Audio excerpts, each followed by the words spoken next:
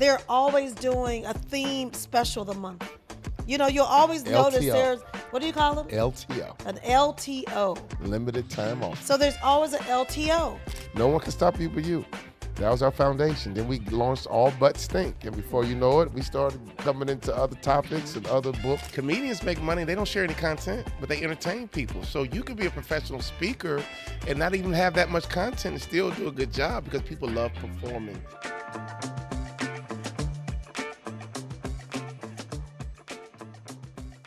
So think about that, because right now, how many different titles do we currently promote and sell when people call us up?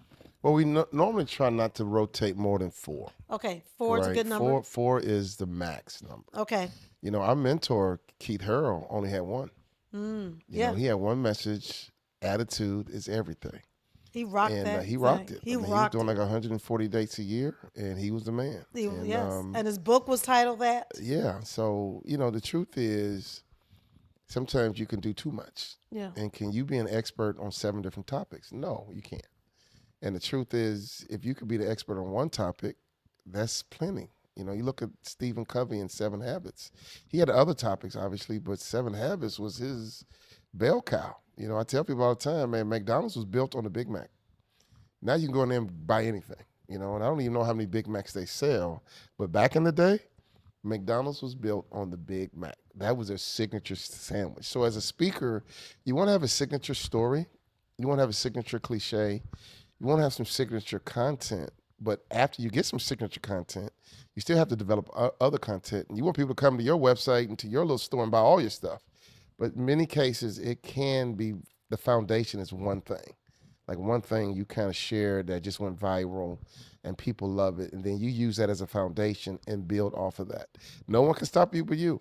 That was our foundation. Then we launched All But Stink. And before you know it, we started coming into other topics and other books and now Accelerate, you know, that's our book that's coming out, you know, for small business owners. So it's beautiful to see the evolution because now, think about it. We started out as speakers. Now we're closing consulting deals.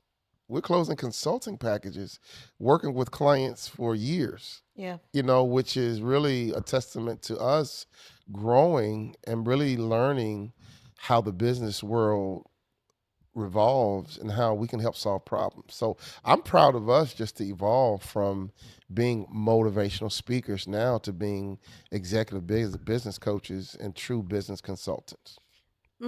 Yeah, so true. Okay, question. I want to stay on this topic of stage presence. How do you hook your audience in the first 60 minutes? I'm sorry, first 60 seconds. I normally come out and say something off the cuff, something out the blue, or I'll make fun of myself. And it's a great way for the audience to say, oh, it's going to be good. It's going to be fun. And I might say, hey, man, you guys ever heard of me? Raise your hand. You know, anybody seen all my commercials on ESPN? Raise your hand. Wait a minute. If you've never heard of me before in your life as an NBA ball player, raise your hand. I wasn't an NBA superstar. So, you know, you might have heard of me as a motivational speaker. So I'm very specific on how to ask the question. Have you ever heard of me as an NBA ball player? And chances are the majority of the hands go up. They say, you know what, I get it. I wasn't a superstar ball player, but my reality is you never heard of me, but I've never heard of you either, right? And I give a little sass, a little attitude, and they laugh. And it's kind of like, all right, we're going to be cool. Now, I get it. I get it. I'm not a delusion. And so I want you to understand, I'll come back at you too, though, right? So that little, sometimes I'll say something controversial. So I was going to say, so one good way to capture people in the first 60 seconds is with some type of joke or some laugh. Because that makes me think about Joel Osteen.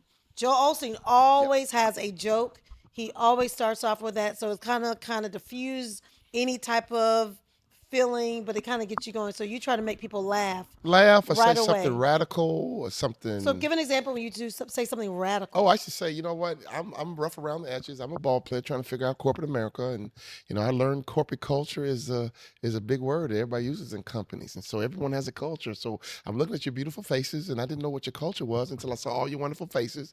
And this room is really, really, really white, and they found out laughing, love it. Yeah. and they laugh, and they think, you know, and some of them look around like, oh my God, I can't believe he said that. Yeah. He's funny, and can he say that? Is that inappropriate? And so, But you know, that worked pre COVID. I'm like, honestly, like I feel like now we're in such a weird It might not time. work in the world we live in right Yeah, I was like, now, right but now everything's so at the hypersensitive. time, right, we Yeah, live in a cancel culture right yeah, now. like yeah. I haven't So used that in a long time, but when I that's what. Yeah, use it, people would laugh. People would be shocked. People would look around like, I can't believe he said that. And what it did for me is it forced people to pay attention because you don't know what this dude might say next. right. And even a guy who wants to be the police, they're going to pay attention to make sure I don't say something inappropriate. So bottom line, I kept you on your toes. By saying something like that out the gate, I kept you off the toes. So whether it was witty, whether it was a challenging statement, or I might come out and say, hey, man, who here wants to become a peak performer? Yeah, Man, you know what? On my way to the NBA, I did research and I yeah, discovered how to become elite. Who would like to learn how to become elite? So that opening is more about, I'm aspirational. Yeah, I want to be elite. Yeah, sure. I'm in. I'm on in. yeah. So I've had a couple of different openings through the years, and a lot of times I don't even predetermine my opening. A lot of times I just let it roll instinctively, like what I feel like in the moment. So I'll get to the ballroom an hour early and I'm looking at people and I'm feeling the energy. I'm looking at the audience. What's the time of day? And depending on what my gut tells me, I normally go. But I have about 4 or 5 different openings. Okay, But the whole goal is to grab attention. okay. However you can grab someone's attention, you better, because in today's world, man, you got about a minute.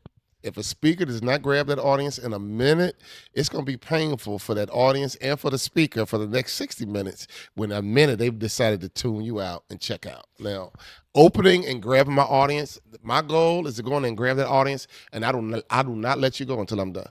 I'll let you go 60 minutes later or 75 minutes later, but I'm gonna grab you from the moment I get the microphone. And my job as a professional speaker is to hold your attention for 75 minutes so I can give you this information that you need. If I can't hold your attention for 75 minutes, I've not done my job. I've not done a good job. So any speaker out there, I don't care if it's 30 minutes. Your job is to grab their attention from the moment you get that microphone and don't let them free until you're done giving them and feeding them your amazing content that's going to be an asset to their journey and help them win some victories in their life. Ooh, that's good stuff. Good stuff. Ooh, thanks, honey. Thank you. This was good. I mean, so for everyone, I think the major lesson I'm walking away with today is like one, the stage presence, how to show up based on the time of day and based on the size of the room, the ballroom, how many people are there. Let me go over time of day real quick, Okay, if talk about that's that. okay. Yeah. I love teaching. And we have so much to teach that I don't even mind giving away stuff for free because there's so much to learn in the speaking industry, and it's worth learning it because it's a $13 billion industry. Time of day is important because first thing in the morning, people are serious. They had a good night's sleep. They're at a conference. They had their coffee. They paid to be there, so they're like wanting to get after it. Right. So when I speak first thing in the morning, I'm normally very content driven. I use a little humor, but it's really about classroom style learning. Later in the day, for example, that need loosens, and sometimes in the afternoon, the person's actually tired, right? And I'll ask the client, well, they've traveled that day. Okay, they all have traveled all over the country, and there's going to be a reception. Yeah, Walter, you're our opening reception speaker at 6 o'clock. I said, well, there's a bar. Yeah, yes, an open bar. I said, okay, they've traveled all day. They're going to be there. They're going to be a little tired, and it's a bar. Oh, I flip it. Now I'm not a classroom instructor. Now I'm like a comedian. So I almost dial back the content and almost increase the entertainment or the humor and lace it in with some content. And it's received perfectly because of the time of day. A lot of speakers, they don't consider time of day. They don't care if it's 9 a.m. or 9 p.m. They don't care if it's an open bar or closed bar. They're going to do the same talk word for word, verbatim. You just pull the string on their back and they go out and do their thing. Now, there's some benefits to being repetitive and redundant, to being choreographed. There's some benefits to that. You perfected your message. But if it's the wrong time of day, it's the wrong time of day. What I believe in is that you accommodate the time of day and have a command of your message that you can turn on the content if you need to, and you can dial it back and be more entertaining if you need to. And I think that's why we've lasted 23 years, that I can be versatile with the level of executive in the room. You and I can be in a room full of C-suite business leaders and executives. We can go into the casino and work with the people who are dealing blackjack or Yeah. sweeping the floors. For us, one of our clients just really told us how they enjoy the range. They enjoy that we can deal with every level employee appropriately and give them true value. So that's all about commanding the stage to me. That's all about being relevant because sometimes speakers, well, I'm only good with C-suite executive. Okay, cool. Well, I'm really only good with middle managers. Okay, cool. There's niches in this business. But what if you're really versatile and have the ability to share your powerful message with every level of professional? That would create more opportunities. That's going to increase your value. And a lot of our clients love it because we work with every level inside the same company. So they're getting the same message. And that's what's going to really help cultures explode. That's good. Good stuff, hon. Good stuff. Thank All you. right. So as we wrap up, I mean, could you just sum it up real quick? If in you got 10 seconds, stage mastery, mastering the stage. What would you tell your people listening? What would you tell them if they're going to master the stage? Like 10 seconds. Play big, have a big personality, and here's a little secret: never use a handheld microphone. I mean, you need to have a microphone that frees your hands up because your hands are a part of communication. Never use a handheld microphone if you can help it. Always use some kind of lav mic or something that frees up your hands because as a communication major, we communicate with our hands, right? So why would you hold a microphone? That's going to restrict your ability to communicate with your audience. Now, with that being said, come out, play big, big personality, be funny, be humorous, be energetic, and hold people's attention for 60 minutes. And here's the truth: comedians make money. They don't share any content, but they entertain people. So you could be a professional speaker and not even have that much content and still do a good job because people love performing. People love entertainment. My first 3 years, I had no content. My first 3 years, I never Okay. had a real job, All but right. I You had 10 learned. seconds. Okay. You're done. This is Okay. the wrap up, That's a buddy. slow This clock. is the wrap Okay. up. Okay. I'm going to tell you, speakers love to We speak. love to speak. Come All out right. big. Come out big. Okay, so Come if out you big. are enjoying this type of lessons and content, follow us because we're going to break down the speaking industry because we want people all around us. We know people have a message and they're trying to figure out how to monetize that message. And so join us as we give you different tips and techniques. We're going to help you get to your next level. That's what we're here for. All right, see you next time.